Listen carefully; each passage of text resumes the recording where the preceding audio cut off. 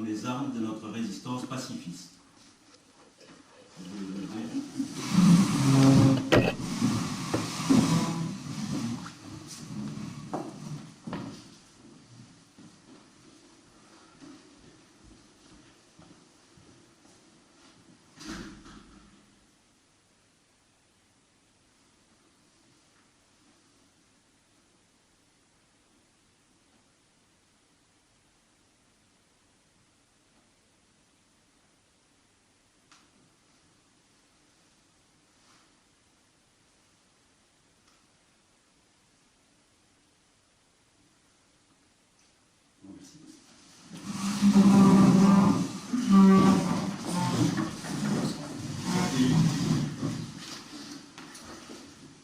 Ce soir, il y a deux personnes qui sont excusées. Béatrice Vicente qui a donné procuration à Olivier Cornagne et Marie-Ange Abrieux qui m'a donné procuration.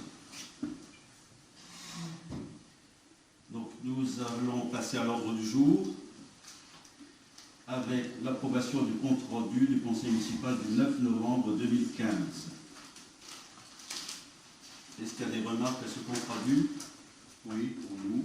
On ne validera pas une nouvelle fois ce compte rendu parce que d'habitude vous ne reprenez aucune de nos remarques, aucune de nos interventions, donc on ne va pas approuver ce compte rendu qui pour nous est pas assez conforme à ce qui a été dit. Donc voilà. Je vois contre. Oui. Merci. Quelques communications depuis le dernier conseil municipal. Tout d'abord pour vous dire que Sandrine Taichen et moi-même avons assisté à Longwy à l'Assemblée générale du réseau des plus beaux des villes fortifiées de la grande région, le 13 novembre dernier, que nous avons réceptionné le chantier Bouygues CNPE. Les 13 logements sont aujourd'hui disponibles à être occupés, donc ils sont disponibles à partir de demain. Donc progressivement, les premières familles vont arriver. Nous avons également fait passer la commission de sécurité au restaurant La Petite Carcassonne. Donc tout est en ordre et tout est en marche pour que le restaurant puisse ouvrir, je pense, dans les premiers jours de janvier. Nous avons eu, à propos des réfugiés, confirmation du FOMAL que notre logement qu'on a proposé au presbytère était accepté. Donc nous sommes en attente de la décision de l'État qui devrait intervenir incessamment pour l'accueil de ces réfugiés. Nous avons fait ici même une réunion avec toutes les entreprises pour le restaurant multiservice, une réunion de préparation de chantier. Et donc nous sommes entrés dans la phase de préparation de chantier, justement, qui durera 4 semaines, plus une semaine de congé entre les fêtes. Donc le chantier démarrera physiquement sur place le 18 janvier prochain. Et puis, le 9 novembre dernier, j'ai signé une déclaration d'intention d'aliéner, donc une DIA, pour laquelle donc, la commune n'a pas préempté, n'a pas usé de son droit de préemption.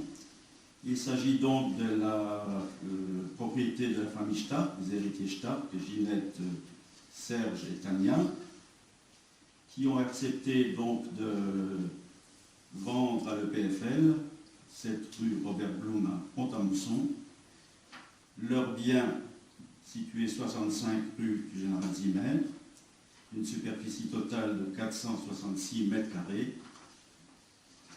Et donc, comme la vente se fera à l'amiable, la commune n'a pas eu à préempter et la vente se fait au tarif de 190 000 €. Voilà.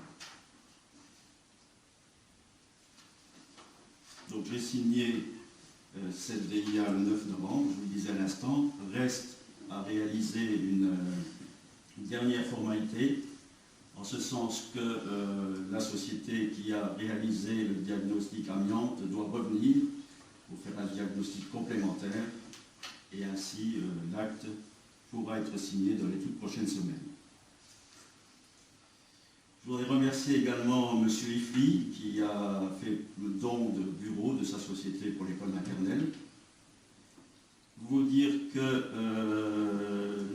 d'offres pour le chemin piétonnier sécurisé vers Aisin est en cours et se terminera le 23 décembre 2015 à midi. Vous dire également qu'il y a eu une réunion à la Citadelle avec la commission ad hoc de la communauté de communes pour savoir quelles fouilles on allait reblayer. Donc on a fait un certain nombre de propositions. Les décisions sont en cours, les devis également, la demande de devis est en cours pour reblayer ces fouilles et permettre l'accès de la Citadelle pour le printemps ou pour l'été prochain. Vous dire également qu'il y a une nouvelle campagne de distribution de comprimés d'iode qui est prévue début 2016, que dans le cadre du déploiement du très haut débit, Rodemack fait partie de la première plaque, c'est-à-dire que la communauté est partagée en deux plaques. Nous, c'est la plaque grise dans laquelle les travaux interviendront en premier, c'est-à-dire début 2016 et toute l'année 2017. Et la deuxième plaque, ça sera dans le continuité en 2017-2018. Donc actuellement, nous en sommes au stade de l'appel d'offres. J'ai reçu ce matin une des 5 entreprises qui a été retenue par le syndicat départemental pour faire des offres. Et donc ces offres devraient être remises assez rapidement pour que les travaux puissent commencer d'ici 1 an environ. Une question, Gérard. Oui. Quand tu dis Rodemack, c'est l'ensemble du territoire. C'est à peu près la moitié du territoire. Oui, non, mais de la commune, je veux dire, c'est... La commune de Rodemack fait partie de cette partie du territoire qui va de Mondorf à Étanges-Grande, tout ce qui est en gris, et donc c'est la première plaque. Donc les annexes aussi et tout. Oui, bien sûr, toute la commune, oui, bien sûr. Qu'est-ce qui a déterminé Alors ça se fait au niveau du syndicat départemental, en fonction de certains critères, donc j'ai plus souvenance. Je crois que le président Paquet nous l'a dit. Je vous donnerai le renseignement ultérieurement, je n'ai pas souvenance comment le partage a été fait. Il nous a simplement distribué ce document lors du dernier bureau pour nous dire de quelle manière la communauté était coupée, puisqu'il n'y a pas que 2 plaques sur la communauté, on ne pouvait pas se faire en même temps. Voilà. Je me renseignerai, je vous donnerai les renseignements. Et juste par rapport à ce qui a été dit là, par rapport à la mise en charge, je voulais juste savoir qu'est-ce qui va être fait là au niveau de la mise en sécurité. Le PFL va faire quelque chose ou on va y rester comme ça avec des barrières? Donc pour l'instant, une chose après l'autre. Pour l'instant, on va d'abord attendre que l'acte soit signé, qu'il soit propriétaire. Oui, mais ensuite c'est le PFL qui devra mettre en sécurité. Oui, bien sûr, bien sûr. C'est ce que je voulais savoir. Alors, également le journal des plus beaux villages de France, il y a eu le 25 et 26 septembre une commission qualité qui s'est réunie. Donc il y a 3 communes qui étaient candidates à entrer dans l'association. Ces communes n'ont pas été retenues. C'est les communes du Crozet dans la Loire, Entre-Casteaux dans le Var et Thaux en Loire-et-Cher. Parmi les communes classées, 3 communes ont vu le maintien du classement, à savoir Gourdon dans les Alpes-Maritimes, Saint-Céleri, le Géret dans l'Orne et Sainte-Suzanne dans le Mayenne. Et les autres communes ont vu leur classement maintenu avec réserve, à savoir Bonneval-sur-Arc en Savoie, Lavardin en Loire-et-Cher, Parfond-de-Val dans l'Aisne, Saint-Quirin en Moselle et Saint-Véran dans les Hautes-Alpes. Et 2 communes ont été déclassées, à savoir Saint-Floret dans le Puy-de-Dôme et Saint-Saturnin dans le Puy-de-Dôme. Voilà. Donc ça, c'est pour les expertises qui ont été évaluées lors de la commission qualité du 25 et 26 septembre. Vous dire également que Anaïs Leclerc, la fille de Chantal et Jean-Marc Leclerc, a soutenu sa thèse pour le diplôme de docteur en médecine. Donc j'ai assisté à cette thèse à Nancy. Elle a obtenu la mention très honorable et les félicitations du jury. Et elle exerce déjà dans le secteur, elle fait des remplacements dans le secteur. Voilà, donc mérité d'être signalé. Une Rodemacquoise qui est médecin depuis quelques semaines. Alors, suite aux événements du 13 novembre et et les enseignants et la mairie, on a eu un certain nombre de recommandations en ce qui concerne les écoles. Et donc dans les écoles, l'accueil des élèves doit se faire à l'entrée de l'école par un adulte. L'accueil doit être assuré par un adulte. Donc c'est fait à l'école primaire par les enseignants. Mais à l'école maternelle, ce n'était pas possible, compte tenu du fait que les enseignants doivent être dans leur classe. Donc c'est une employée de la commune qui vient 10 minutes avant l'entrée de l'école et qui assure cet accueil, donc c'est Monique Claire. Et donc elle est chargée de filtrer les parents et de demander des renseignements, en tous les cas l'état civil, la carte d'identité aux parents qu'elle ne connaîtrait pas. Voilà. Bon, je ne sais pas si ça a déjà été distribué, mais il y a la lettre de la CLI que j'ai reçue aujourd'hui au courrier, et il figure les travaux importants qui doivent être réalisés au CLP Cattenom au cours de l'année 2016, et également la distribution du comprimé d'iode. Enfin, lors de l'étude par la géologue, par l'hydrogéologue de notre dossier de forage, d'un deuxième forage, elle a été amenée à faire des études très poussées sur le pompage de l'eau actuellement, la consommation d'eau, etc., etc., etc. Et donc elle s'est rendue compte que notre forage actuel se colmatait très rapidement par le fer. Donc la pompe est dans un trou et il y a une crépine qui entoure la pompe et cette crépine se colmate assez rapidement. Donc elle nous a alertés pour nous dire qu'il était urgent de régénérer cette pompe, de régénérer ce forage. Et donc ça va se faire au mois de janvier, donc depuis quelques jours on y travaille avec elle. On a trouvé une entreprise qui a une méthode de régénération très performante. Et donc ça va se faire le 19 janvier 2016. Et donc pendant cette journée-là, on ne pourra pas tirer d'eau. Donc on préviendra tout le monde par une information plus détaillée. Mais d'ores et déjà, sachez que le 19 janvier 2016, si tout est confirmé, on ne devrait pas pouvoir tirer d'eau. Et peut-être même dans les jours précédents, faire des réserves d'eau si c'est possible. Voilà les quelques informations que je tenais à vous apporter. Vous nous disiez là pour la DIA, on vient juste une seconde là-dessus, d'avoir signé le 9 novembre. Oui. Le jour du conseil, donc à moins que vous l'ayez signé la nuit, en conseil je suis intervenu pour demander si j'avais entendu dire dans votre MAC que c'était fait, que ça a été signé. Vous avez dit qu'à l'heure actuelle, il n'y avait encore rien en date du 9. Vous m'avez posé la question de savoir si j'avais signé un compromis.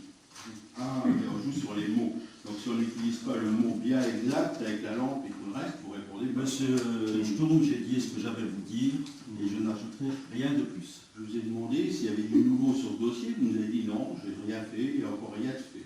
Et là, j'ai l'habitude de dire les choses exactes au moment où elles se passent et au moment où l'acte est prêt d'être signé. Le 9 novembre, il n'y avait pas d'acte qui était prêt à signer.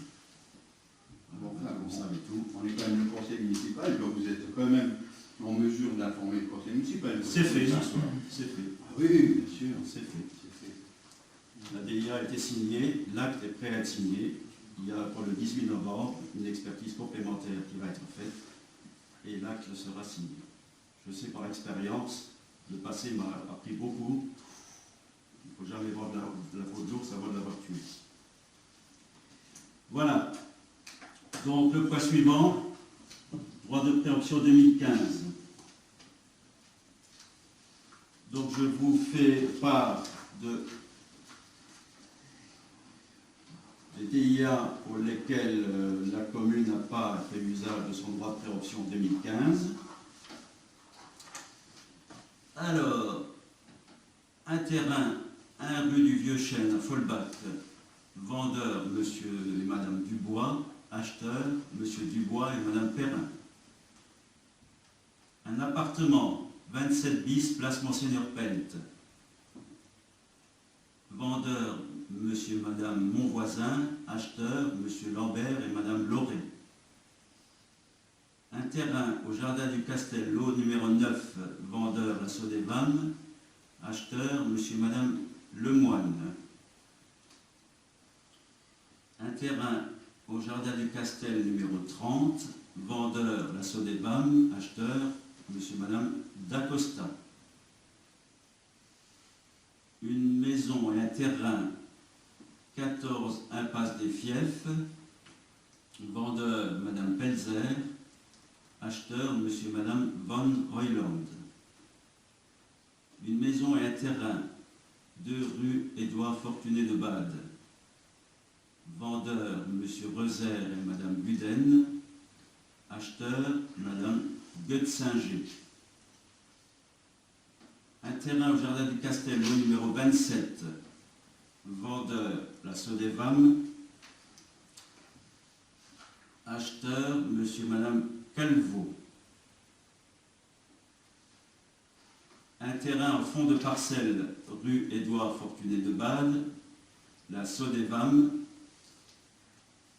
acheteur madame Goetzinger. Un terrain au jardin du Castel, numéro 28, la Sodévam, acheteur monsieur et madame Umbry. Un terrain au jardin du Castel, numéro 21, vendeur la Sodévam, acheteur monsieur et madame Aubert. Un terrain au jardin du Castello, numéro 18, vendeur la Sodévam, acheteur monsieur Bourdon et madame Fridel. Un terrain aux 3 chemins de la Glèbe, vendeur le jeune Planul, acheteur d'Ernoncourt Lambert. Un appartement au 77-80 rue de Jean Alzimer, vendeur d'Acosta, acheteur Boviche. Un terrain route départementale 57, vendeur Weinarter, acheteur Hartmann. Un terrain au jardin du Castel numéro 29, vendeur la Sodévam, acheteur madame Parmentier.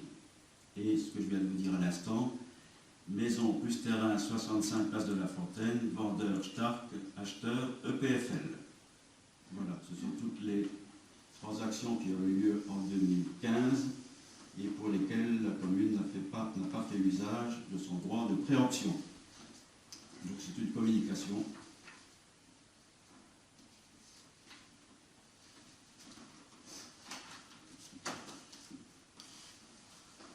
Alors, le point suivant, rapport annuel d'activité 2014 de la CCCE. Alors là, si quelqu'un veut en prendre connaissance, je peux lui transmettre par mail, il y a 80 pages. Donc ça concerne le CRAC de la communauté de communes. Il figure la carte d'identité de la communauté de communes, les compétences, aménagement de l'espace, action de développement économique, protection et mise en valeur de l'environnement, la voirie, construction, entretien et fonctionnement d'équipements culturels, sportifs et de l'enseignement élémentaire et préélémentaire, informatisation des services communaux, hébergement pour personnes du 3e âge, distribution d'énergie électrique, actions et événements sportifs et culturels et ou touristiques d'intérêt au moins communautaire, promotion, soutien d'actions culturelles, touristiques, patrimoniales d'intérêt communautaire, conformément au projet culturel et touristique communautaire au règlement adopté par le Conseil communautaire. Étudier et mettre en œuvre un maillage pertinent d'équipements dans le domaine de l'accueil de la petite enfance et de l'accueil périscolaire, répondant aux besoins du territoire communautaire, donc d'intérêt communautaire, c'est-à-dire dépassant le simple rayonnement communal. Accueil, information et promotion touristique, soutien à l'enseignement supérieur et à la recherche, gestion et animation des 2 sites naturels remarquables, réserve naturelle et site Natura 2000, Vallon de Halles. Donc le fonctionnement institutionnel, donc le nombre de conseillers communautaires par commune, les commissions,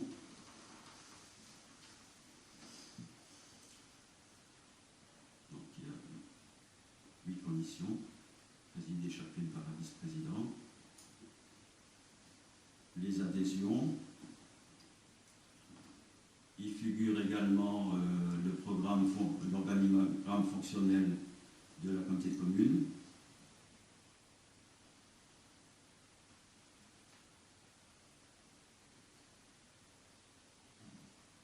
La gestion du personnel,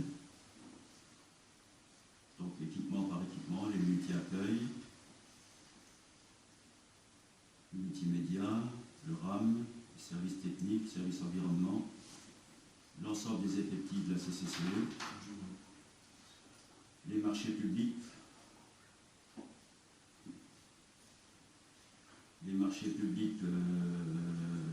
conclus en 2014,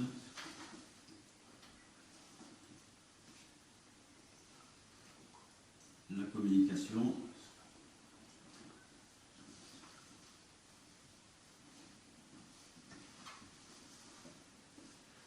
les finances, les budgets assainissement, collectif, non collectif, zone d'activité artisanale, développement économique, le tourisme,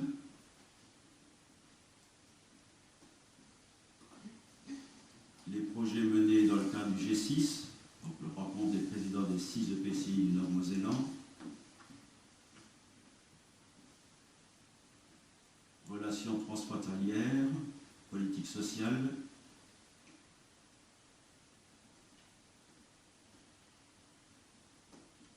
la petite enfance, donc principalement les crèches, les multi-accueils, oui, l'extrascolaire, les relais assistantes maternelles, l'environnement, les déchetteries, relève des déchets ménagers,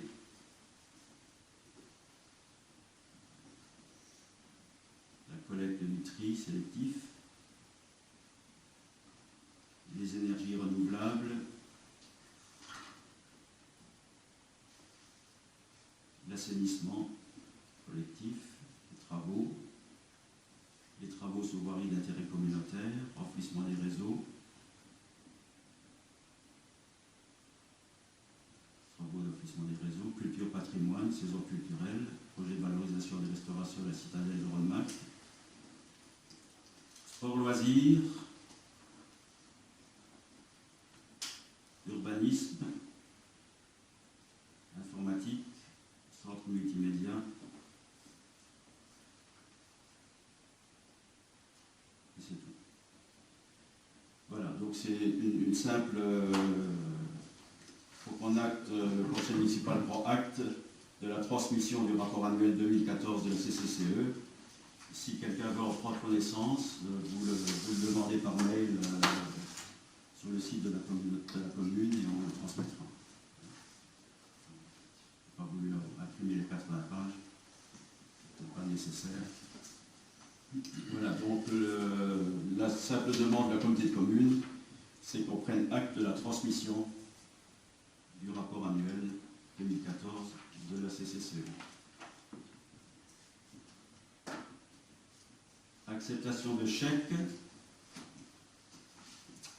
Donc il y a 2 chèques qui nous ont été envoyés par EDF pour des travaux versés sur des factures, l'une de 276,96 € pour l'école maternelle et un travaux versé de 199,57 € sur la facturation du centre socio-culturel. Vous savez que tous les mois, ce sont des prévisions. Il y a 2 régularisations annuelles au mois de mars et au mois de septembre. Donc on avait trop versé à cette date de septembre. Donc on nous a fait 2 chèques. La délibération consiste à encaisser ces 2 chèques. Je pense qu'il n'y a pas d'opposition. Subvention exceptionnelle au conseil de fabrique. Vous savez que dans le cadre de l'utilisation du foyer socioculturel au moins de la partie qui appartient au conseil de fabrique, dans le contrat qu'on a signé avec le conseil de fabrique, on est tenu, on s'est engagé à reverser une partie du loyer du presbytère, c'est-à-dire un des logements, le logement du premier étage. Ce logement a été occupé 8 mois au cours de l'année 2015, donc la participation est de 913 euros, 912,66 euros exactement, et on rembourse également l'assurance que le conseil de fabrique paye pour sa partie, qui est de 231,30 euros. Donc la subvention exceptionnelle qu'on serait amené à verser au conseil de fabrique s'élève à 1144 euros. Donc c'est une obligation annuelle. Donc le conseil municipal, après en avoir délibéré, décide le versement d'une subvention exceptionnelle au conseil de fabrique représentant la quote-part sur le loyer du presbytère et les frais d'assurance du foyer socioculturel pour l'année 2015. Le montant de la subvention s'élève à 1144 euros. Une objection? Non. Si le logement quand même est à disposition pour... Oui. Et donc ça aura un impact après par rapport au conseil de fabrique, le fait d'avoir baissé le loyer? Oui, ça aura un impact, forcément, parce qu'on va baisser le mois de loyer. Le conseil de fabrique nous a donné son accord. Donc,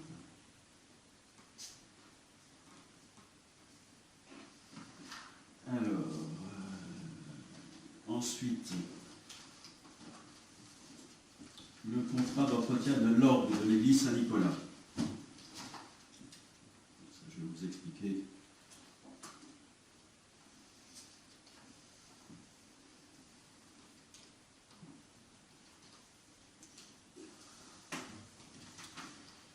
Donc vous vous rappelez qu'en même temps que l'appel d'offres pour le relevage de l'ordre, la restauration complète de l'ordre, on avait demandé que ces mêmes entreprises nous fassent également une offre sur le contrat d'entretien, compte tenu du fait que s'il n'y a pas de contrat d'entretien, il n'y a pas de garantie sur...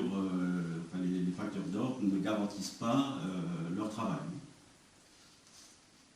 Parce qu'ils considèrent qu'un ordre doit être révisé 2 fois par an et que si cette révision n'est pas effectuée, ils ne peuvent pas garantir les pièces qu'ils sont amenés à changer. Donc nous avions délibéré lors du dernier conseil municipal et nous avions décidé de solliciter le conseil de fabrique pour éventuellement prendre en charge ce contrat annuel d'entretien.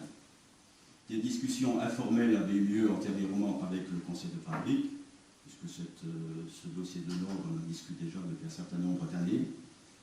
Cette discussion était restée sur le mode informel, on n'avait rien décidé, on n'avait rien discuté plus précisément. La seule discussion qui avait lieu, c'est que le conseil de fabrique m'avait fait savoir qu'il n'avait pas les moyens d'intervenir sur l'investissement, mais qui serait peut-être à même d'intervenir sur le contrat, sur l'entretien de l'ordre, si ça entrait dans leurs possibilités financières. Et donc, suite au dernier conseil municipal, j'ai fait un courrier à la présidente du conseil de fabrique, je crois que les membres du conseil de fabrique en ont discuté entre eux, et il s'avère que le montant et surtout la durée du contrat d'entretien ne convient pas aux membres du conseil de fabrique. Et Madame la présidente, Madame Yveline Eiffel, m'a fait ce courrier pour le conseil municipal de ce soir. Monsieur le maire, nous avons bien reçu votre demande de prise en charge datée du 24 novembre 2015 du contrat d'entretien de l'ordre de l'église Saint-Nicolas, contrat qui devrait entrer en vigueur en 2017 après le relevage de l'instrument. Nous comprenons que ce contrat d'entretien signé avec l'entreprise Boer est partie intégrante de l'offre de relevage et que l'entreprise Boer n'effectuera la restauration que la condition de signature de ce contrat d'entretien incluant 2 passages annuels pour un montant TTC de 991,20 €. Malheureusement, nous sommes en regret de ne pas pouvoir répondre favorablement à cette demande. En effet, la situation financière de la fabrique est très fragile, en lien avec la réduction croissante du nombre des offices et de la désaffection du culte. Aujourd'hui, seules les actions des bénévoles du conseil de fabrique ou d'autres membres actifs de la paroisse permettent le fonctionnement courant et l'entretien de l'église. Quête annuelle, marche des Billstock, vente de bougies votives, grâce à l'ouverture toute l'année de l'église et de la chapelle. Marché de Saint-Nicolas cette année. Ainsi, en 2014, les recettes de ces actions étaient 3 fois plus importantes que le produit des quêtes des offices, incluant également mariage et enterrement. D'autre part, nous ne pouvons préjuger de la pérennité de ces actions sur le long terme. Il nous est donc impossible de nous engager sur la durée pour la contribution demandée à l'entretien de l'ordre. Nous sommes toutefois disposés à discuter, lors du prochain conseil de fabrique, du possible soutien ponctuel que nous pourrions apporter aux actions qui sont entreprises pour faire vivre ce bel instrument. Nous remercions également la commune de Rodemack pour tous les efforts engagés ces dernières années pour préserver le patrimoine de l'église Saint-Nicolas. Donc le conseil de fabrique ne peut pas prendre en charge ce contrat annuel. Vous connaissez maintenant les raisons.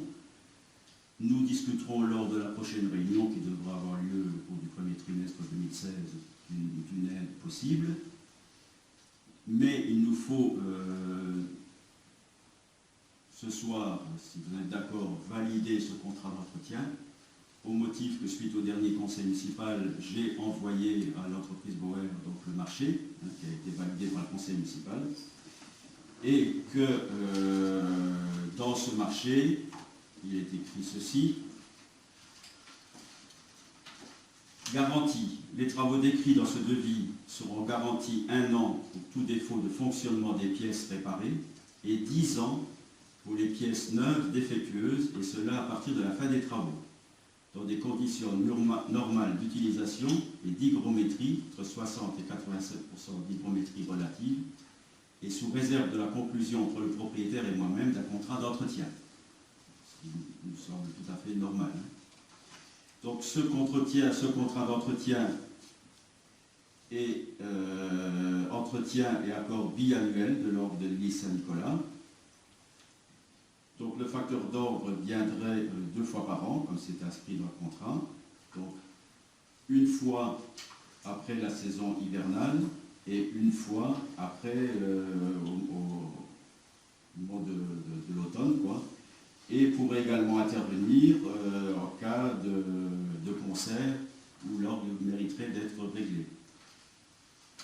Et donc ce contrat est conclu pour une période d'1 an à compter du 1er avril 2017, puisque les travaux devraient démarrer au début avril 2016, lorsque nous aurons inscrit cet investissement au budget 2016, et les travaux devraient durer 1 an.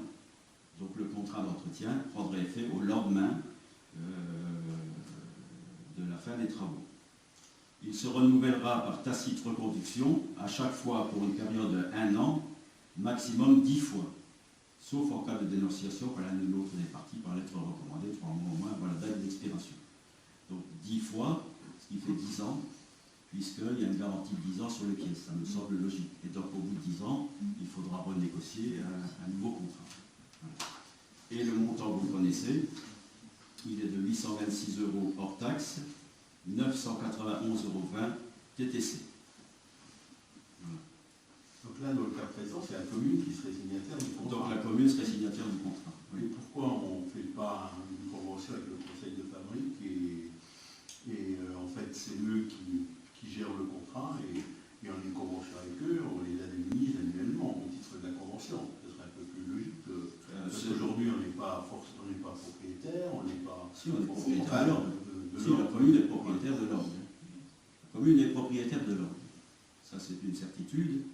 Et je dirais même que c'est peut-être plus utile que la commune signe ce contrat, pour la bonne et simple raison que j'espère bien que l'ordre servira pour les messes, ça c'est une évidence, mais pourra également servir pour des concerts ou autres manifestations autour de l'ordre. C'est ce qu'on voulait dire, mais voilà. C'est aussi que de toute façon, là, dans l'état actuel, avec la chaleur qu'il y a eu cet été, l'orgue est maintenant complètement inutilisable. Donc si c'est un orgue qui n'est jamais utilisé ou 3 fois dans l'année, pour des grandes messes, ça sera exactement pareil. Au bout d'1 an, on pourra recommencer tout. Donc le but, c'est pas au conseil de fabrique de créer une association pour organiser des concerts, mais ayant fait partie de chorales diverses et autres sur la région, je sais qu'elles sont à la recherche d'églises et de paroisses pouvant les accueillir pour faire des concerts. Parce qu'il faut quand même savoir qu'il y a actuellement des paroisses qui refusent qu'une chorale, même classique, vienne chanter dans son église, si ce n'est pas pour une messe. Alors qu'au contraire, les gens sont de plus en plus demandeurs maintenant d'avoir des concerts dans leur ville ou dans leur village. Ça marche très très bien là, en ce moment. Partout, il y a des concerts de Noël avec des belles chorales, des chorales qui se regroupent pour faire des grands concerts, entrée libre avec une petite corbeille à l'entrée, les gens donnent quelque chose. Mais au moins, ça fait vivre et la commune, et l'église, et l'ordre. Et donc, c'est ce qu'il faut faire ici. Donc, suite, je confirme ce que tu dis, Marie-France, donc suite aux différents courriers qui ont été échangés entre la mairie et le conseil de fabrique, la présidente du conseil de fabrique, on a eu l'occasion d'en discuter. La commune est propriétaire de l'ordre, il restera la propriétaire de l'ordre, et servira bien sûr pour le messe si vous en décidez ainsi, mais pour également servir pour des concerts. Donc il était préférable finalement au final que ce soit la commune qui paye l'entretien de cet ordre. Quand on dit qu'on veut participer, qu'on peut apporter une aide, comme on paye le chauffage, de toute façon, en cas de concert, c'est clair que l'église sera allumée et chauffée. Ce que je voulais te préciser quand même, tu dis les conseils de fabrique seraient peut-être amenés à... Généralement, ce n'est pas les conseils de fabrique qui refusent qu'il y ait des manifestations extérieures, c'est plutôt les curés. Les curés, oui, c'est ça. C'est arrivé avec le printemps musical, dans nombre de communes de la communauté, c'est le curé qui refusait. Nous, on a la chance, le curé de Clermont n'a jamais refusé, et c'est généralement les curés. Et donc, pour toutes ces raisons, il est peut-être préférable que ce soit le propriétaire qui paye le contrat d'entretien pour qu'il n'y ait pas de discussion future, de savoir qui paye quoi. Nous, on a payé une partie on a payé le contrat d'entretien, mais c'est vous qui l'utilisez pour faire des concerts, etc. Finalement, c'est peut-être la meilleure solution. Moi, c'est pas par rapport à ça que j'ai réagi, c'est parce que là, il y a une logique, parce que, comme tu viens de le dire, c'est vous qui vous occupez de la partie chauffe, vous payez, oui, la chauffe et tout.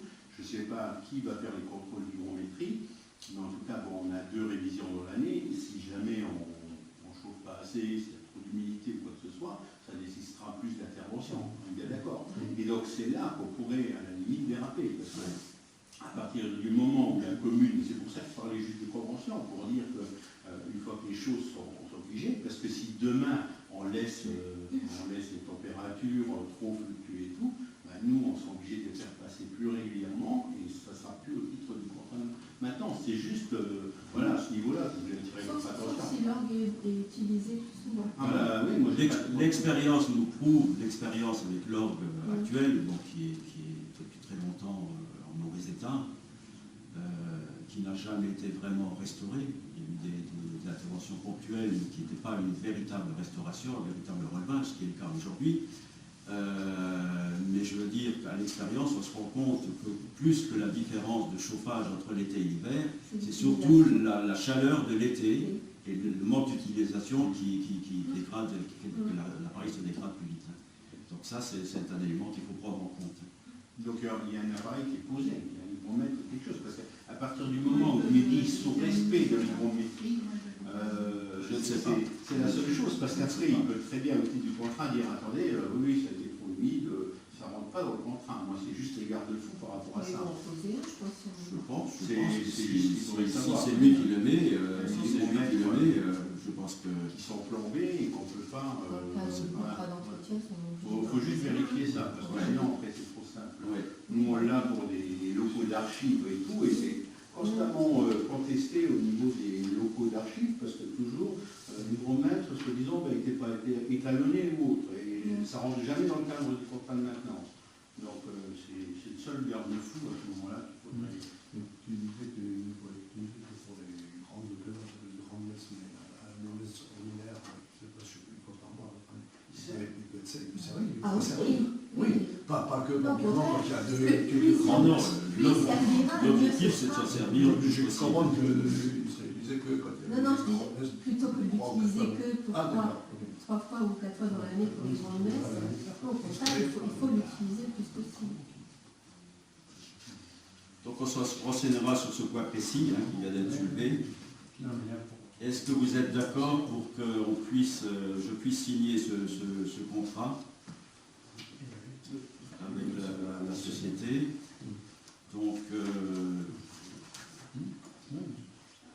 municipal accepte le contrat d'entretien de l'ordre de l'église Saint-Nicolas avec le batteur d'orgue Bauer à Sarral va compter du 1er avril 2017 pour un montant annuel de 826 € hors taxe à raison d'un entretien biannuel.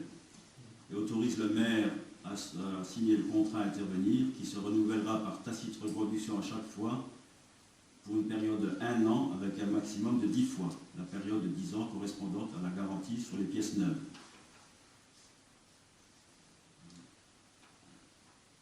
C'est un contrat qui est indexé ou le montant reste le même? Alors c'est un contrat qui est indexé sur, alors ça je l'ai vu quelque part. En même temps qu'il est indexé, ça va, on est sûr que le prix évolue normalement, c'est normal. Oui, oui. C'est normal qu'ils soient indexés, c'est pas... Alors, le prix, alors ne me demandez pas ce que c'est l'indice, hein, pour être révisé tous les ans sur les indices ICHTTTS. C'est tout ce que j'ai comme renseignement. On se renseignera là également. Bon, on croit que l'indice, on va voir tout à l'heure avec un autre contrat, ça se discute. Hein. Est-ce qu'on est d'accord pour accepter cette délibération? Merci. Alors, ensuite, modification simplifiée du flux, bilan de la concertation, de la mise à disposition du public, approbation de la modification. Donc, je vous rappelle en 2 mots, c'est vraiment une modification simplifiée qui concernait la suppression d'une petite bande boisée et la modification de 2 articles mineurs pour essayer de résoudre les problèmes de demande de permis de construire.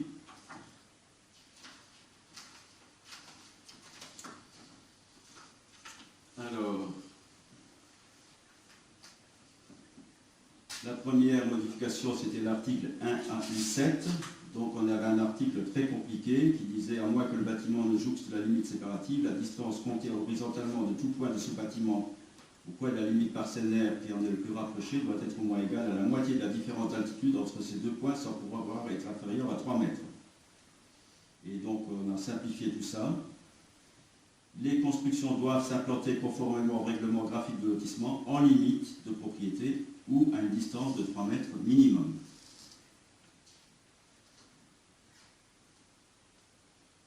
Et on avait une difficulté aussi avec l'article 1A10 qui disait ceci: les côtes altimétriques du rez-de-chaussée de l'habitation et de la dalle de garage ne doivent pas être implantées à plus de 40 cm au-dessous ou au-dessus du terrain naturel avant travaux au droit de leur accès respectif.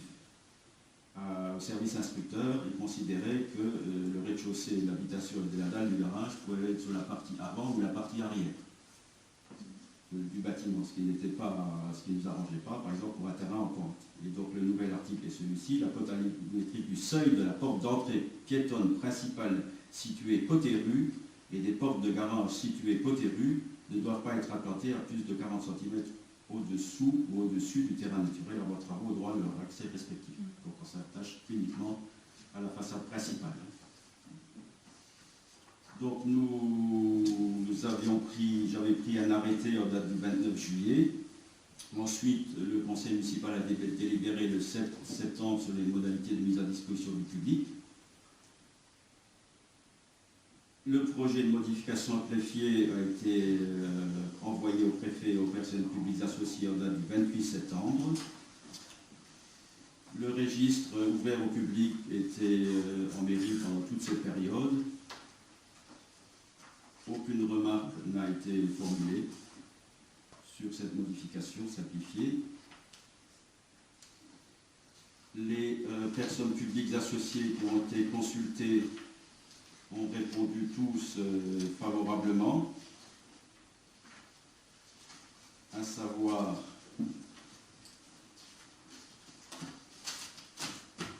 la Chambre d'agriculture de la Moselle. Ce projet n'appelle pas de remarques particulières de notre part. Le SCOT à Thionville, en réponse, je vous informe que je n'émets aucune objection à ces propositions. Les Bâtiments de France, les modifications du flux de remarques relatives aux articles AUE7 et 1 à U10 ainsi qu'au plan de zonage n'appellent pas de remarques de ma part.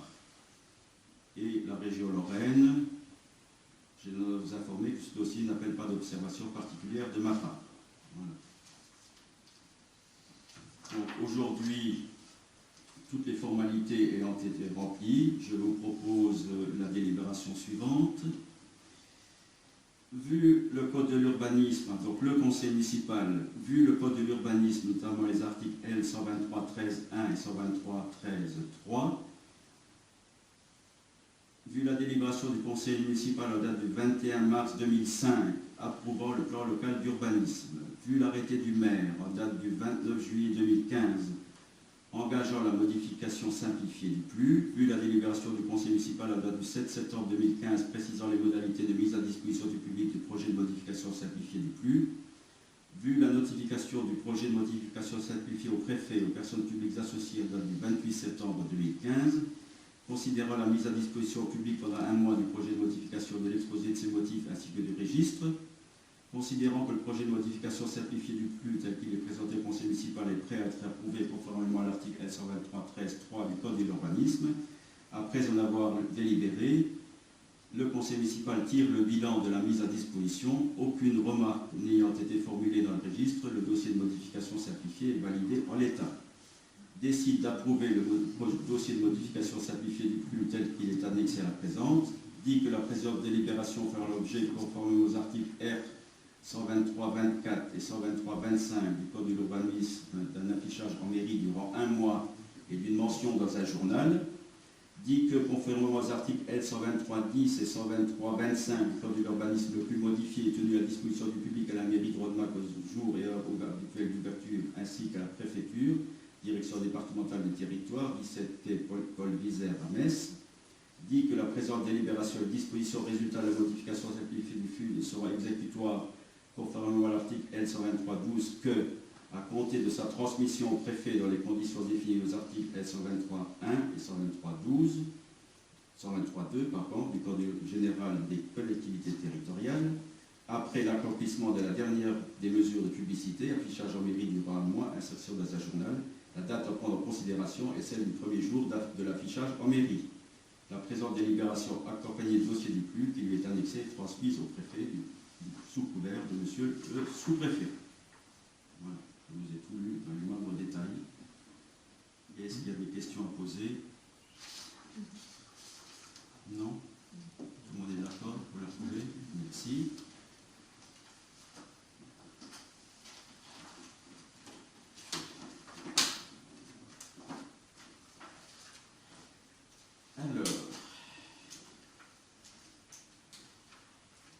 Coupe de bois, forêt Folbach-Zemin, désignation des garants. Donc on a délibéré lors du dernier conseil municipal sur cette coupe des bois, mais on n'a pas été en capacité de Jean-Marie de désigner les garants, puisqu'on ne connaissait pas la réglementation, elle avait changé entre-temps, c'est ça? Tout à fait. Explique-moi. Donc là, on a le nom des garants, suite à la dernière réunion. Il s'agit de Francis Caron, Draparin et l'international. Du fait que la réglementation a changé, on ne pouvait plus avoir un garant qui n'exploitait pas son bois. Donc le rôle des garants, c'est? Le rôle des garants, c'est de surveiller un petit peu les travaux. Non. Mais ça n'a aucun rôle financier s'il devait y avoir quoi que ce soit. D'accord. Donc on est d'accord pour valider ces trois noms? Merci. Et le dernier point, l'ordre du jour, contrat de maintenance des élévateurs. Donc là également, on a un contrat avec la société Hermès.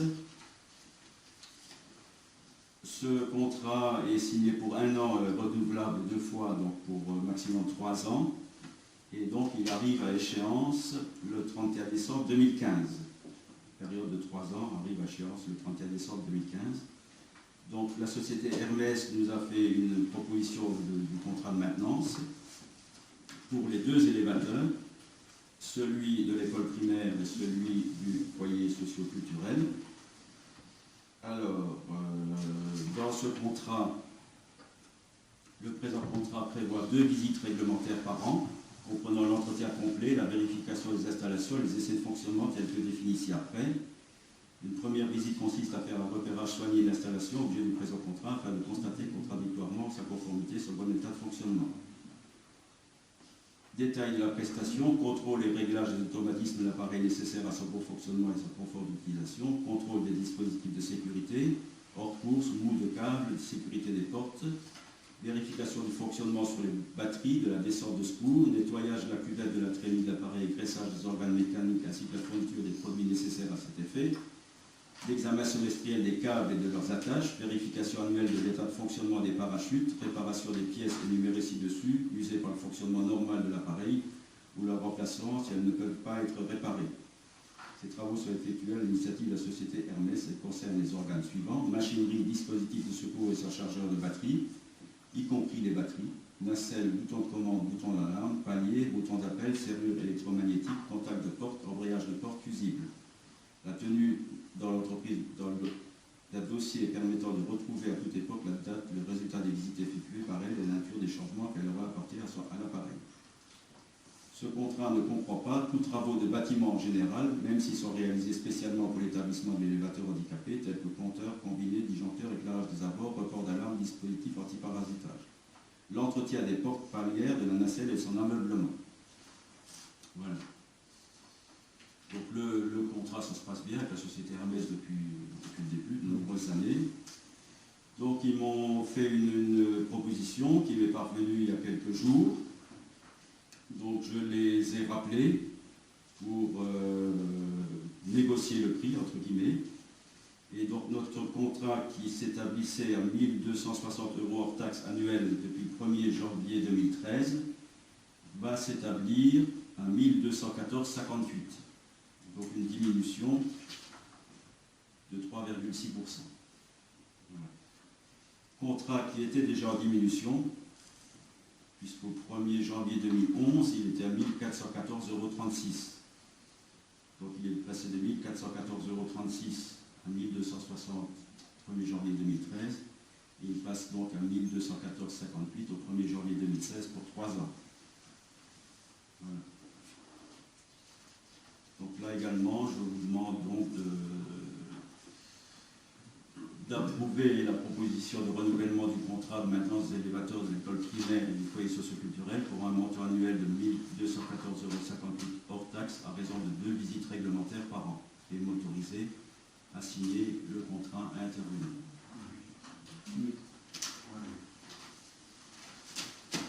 Je vous remercie. Donc moi j'en ai terminé.